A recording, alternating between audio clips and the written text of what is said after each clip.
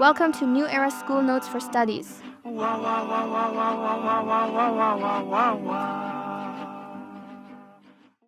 We've all heard about World War I, the Great War. But what if I told you that this massive, world-changing conflict, a war that cost millions of lives, didn't start on some grand battlefield? No, it started on a city street with a single shot from a pistol. Let's just picture this for a second. It's June 28, 1914, in the city of Sarajevo, and Archduke Franz Ferdinand, the heir to the huge Austro-Hungarian Empire, is literally bleeding to death in his car. It's this incredibly graphic, personal moment that would somehow spiral into a global catastrophe. And that's the real question, isn't it? How does one murder, even of a powerful man, lead to all-out war? Well, it's because it wasn't just any man. It was a man with a very particular, controversial vision who was killed by a young assassin with an equally powerful cause. And all of this happened at a time when Europe was basically a powder keg, just waiting for a spark. So, to really understand how this all went down, we have to go back to that day. We have to look at the human drama at the very heart of this historical turning point. These were the Archduke's last words. He's not thinking about the empire, he's pleading with his wife Sophie, who's dying right there next to him, to hold on for their children. It just cuts right through the politics, you know? This wasn't just a political event. It was a terrible personal tragedy for a husband and a father. Now, this attack was anything but random. It was planned. It was a political statement made by a 19-year-old nationalist. But to get why he did it, we first have to understand who exactly Franz Ferdinand was and what he represented to so many people. See, Franz Ferdinand wasn't just some figurehead. He was the future. He was the heir to one of the world's great powers, and boy, did he have some big ideas. Ideas that were seriously controversial. His path to power was paved with tragedy. It wasn't supposed to be him. But after his cousin committed suicide and his own father died, suddenly he was the heir presumptive. And with the old emperor, Franz Joseph, well into his 80s, everybody knew the entire future of this massive multi-ethnic empire rested on his shoulders. And this is where it gets really complicated. Franz Ferdinand saw the cracks in the empire. His radical plan was to give the Slavic peoples more power, more rights, a fair and good life, as he put it, to stop them from wanting to break away. But in doing that, he infuriated the Hungarians, a really powerful group in the empire who he privately called rabble and saw as a major threat. So his plans gave hope to one group and made a powerful enemy of another. And if you want a little insight into his personality, just look at this number. 272,511. That is how many animals he shot and logged in his personal diaries. This wasn't just a hobby. It was an absolute obsession. It tells you you're dealing with a man of extremes, not just in his hobbies, but in his politics, too. Okay, so that's the Archduke. Now let's flip the coin and look at the other side of the story. Because for every political vision, there's always an opposing one. And for Franz Ferdinand's plan to reform the empire, there was a movement that wanted to completely tear it down. The person who pulled the trigger was Gavrilo Princip, and he was just a kid, only 19 years old.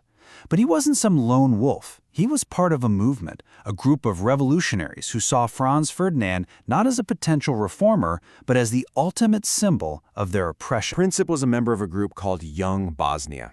And their goal was simple. It was absolute. Kick Austria-Hungary out of Bosnia and create a new, unified nation for all South Slavic people. They were getting weapons and support from a shadowy Serbian nationalist group known as the Black Hand. So for them, the Archduke visiting Sarajevo was like a slap in the face. But here's where history gets crazy. The whole plot was a disaster at first. An earlier assassin threw a grenade, but it bounced off the Archduke's car and blew up down the street. The Archduke, furious, insisted on going to the hospital to visit the people who were injured. But here's the twist. No one told his driver about the change of plans. The driver took the original route, made a wrong turn, and the car stalled right in front of a cafe where Gavrilo Princip was sitting, convinced the whole thing had failed. He couldn't believe it. He just stood up, walked forward, and fired. 2 shots, 2 deaths, and in the single month that followed, the world just completely spiraled out of control. We call this the July Crisis. and it's a terrifying case study in how one event can light a fuse to global catastrophe. And right here, you can just watch the dominoes fall. It's almost mechanical. Austria-Hungary blames Serbia and gives them a list of demands they know Serbia can't accept. Then they declare war. Russia, who sees itself as the big brother to Serbia, starts mobilizing its giant army. That triggers Germany, Austria's ally, to declare war on Russia. Then Germany invades Belgium to get to France, Russia's ally, and that forces Great Britain to declare war on Germany. It's a chain reaction. Just think about that for a second. 37 days. That's it. From a murder in a city most people couldn't find on a map to a war engulfing all Europe's major powers. The speed of it all is just mind-boggling. So the big question is, why? Why did it all fall apart so fast? Well, it's because the assassination wasn't really the cause of the war. It was just the spark. The problem was that Europe, for decades, had been filling up a giant powder keg, and it was ready to blow. And these were the ingredients. First, you had militarism. Every country was building bigger armies and deadlier weapons. Then, alliances. That whole domino effect we just saw was basically pre-written into treaties. Then, imperialism. All the big powers were fighting over colonies and resources around the world. And finally, nationalism. The same force that drove Gavrilo Princip was everywhere, with different groups demanding their own countries. It was a perfect storm. And if you want to know just how bad the tensions were, get this. This is what the Emperor of Austria-Hungary, Franz Ferdinand's own uncle, said when he heard his heir had been murdered. A relief. Can you even imagine? It shows that even inside the royal family, the Archduke and his radical ideas were seen as a huge problem. For some, his death actually solved a problem. It's chilling. So in the end, that's the real takeaway. The world didn't stumble into a world war because one man was killed. It went to war because the assassination was the perfect excuse. It gave every country a reason to do what they already, secretly, wanted to do. The shot in Sarajevo wasn't the cause, it was just the trigger for a war that was already waiting to happen. It's a pretty sobering thought, right?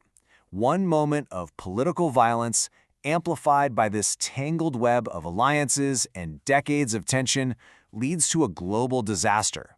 It really makes you stop and ask, could something like that happen again today? It's definitely something worth thinking about.